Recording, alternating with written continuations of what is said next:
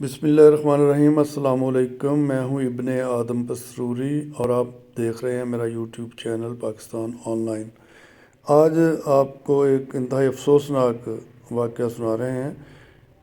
थाना है रंगपुरा सियालकोट। यहाँ के रिहायशी दो मुल्ज़मान आमिर हफीज़ और फैज़ान, इन लोगों ने मुज़म्मल अली सकना बडियाना के 35 लाख रुपए देने थे। तो दोनों पहले जाली सहाफ़ी बने।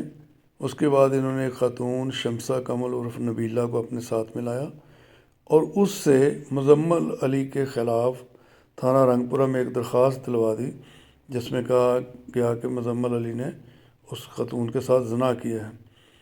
दोनों मुल्ज़मान ने ख़ातून को लालच दिया कि तुम ये दरख्वास्त दो, हम तुम्हें पैसे भी देंगे और मकान भी देंगे। तो दरख्वास्त जब दी गई तो दौरान तफ्तीश पुलिस ने इंतहाई हरक रेज़ी और समझदारी के साथ मामले को देखा और पुलिस असल नतीजे तक पहुंच गई। उन्होंने मुल्ज़मान को और ख़ातून को गिरफ़्तार कर लिया। तो ख़ातून का बयान, उसकी दरख्वास्त, मुल्ज़मान की तस्वीरें, सारा कुछ आप मुलाहिज़ा कर सकते हैं।